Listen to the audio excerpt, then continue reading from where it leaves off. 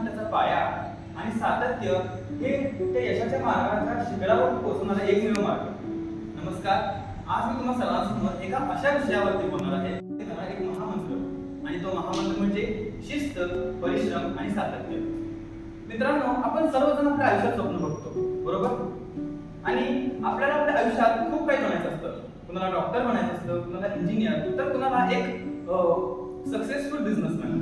परंतु मला सांगा, स्वप्न फक्त बघितल्याने पूर्ण होतात का? तर नाही. त्यासाठी आपल्याला आपल्या आयुष्यात काही सूत्रांचा नियमितपणे पालन करावं लागतं. त्यातील पहिले सूत्र म्हणजे शिस्त. शिस्त म्हणजे केवळ नियमांचे पालन करणे नव्हे, तर वेळेला आणि आपल्या मनाला नियंत्रित ठेवणे. समजा जर आपल्या आयुष्यात काही शिस्तच नसेल, तर ते असं असतं की एका जहाजाला दिशाच नाही आणि ती समुद्रात कुठेही भरकटत जाते.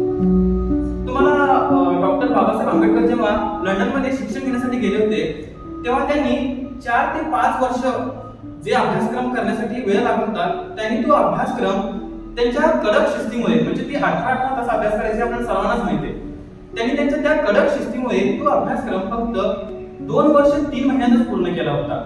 सांगण्याचं तात्पर्य एवढंच की आपण सुद्धा जर आपल्या ध्येयाच्या मार्गावरती शिस्तीचे पालन केले, तर आपण सुद्धा एक दिवस नक्कीच यशस्वी बनू शकतो. परंतु शिस्त हे काय आहे हे आपल्याला आधी जाणून घ्यायला हवं.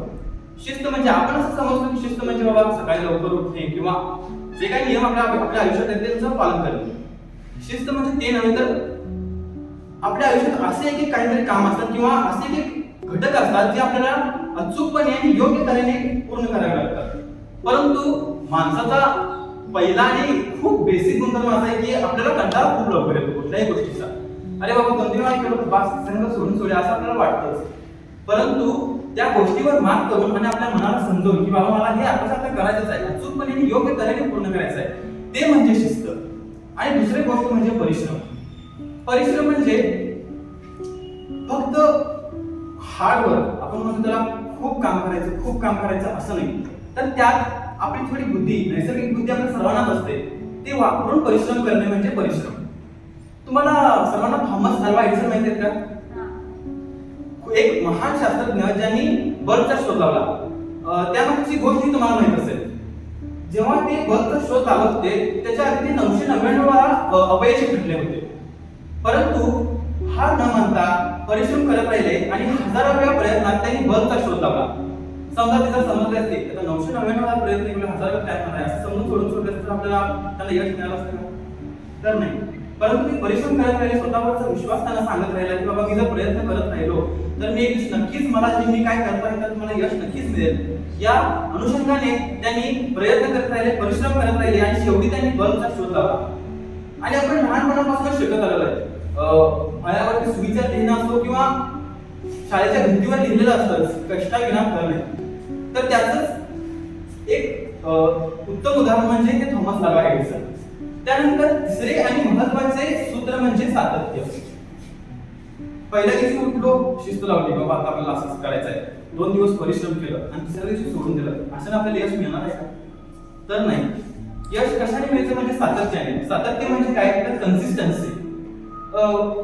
तुम्ही बघितलं असेल, एक लहानसा पाण्याचा थेंब सुद्धा जेव्हा एका कठीण दगडावरती सातत्याने वारंवार पडत राहतो, तेव्हा थोड्या दिवसांनी त्याला सुद्धा छिद्र पडू लागतात. आणि याचे कारण काय, तर सातत्य. आपल्या सर्वांनाच संबंधित होणारा म्हणजे आपण सर्वजण विद्यार्थी वर्ग, आपल्याला माहिती आहे, आपल्या सर्वांना संबंधित होणारे मी उदाहरण सांगतोय का, दर 5 ते 6 महिन्यांनी आपण सेमिस्टर एक्झाम लिहितो, बरोबर?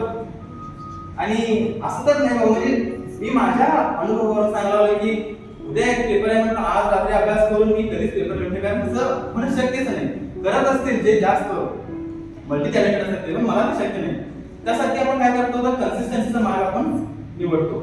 सातत्याने अभ्यास करायचा. आज काय शिकवलं ते संध्याकाळी घरात जाऊन ते आपण रिव्हिजन केलो, त्याची उजळणी जर आपण परफेक्टपणे केली तर आपल्याला बाबा 8 महिन्याची एक्झाम आहे ते आपण नीट लिहू शकतो, त्यात आपण चांगल्या मार्गाने उत्तीर्ण होऊ शकतो, बरोबर? तर ते छोटंसं हे उदाहरण आहे.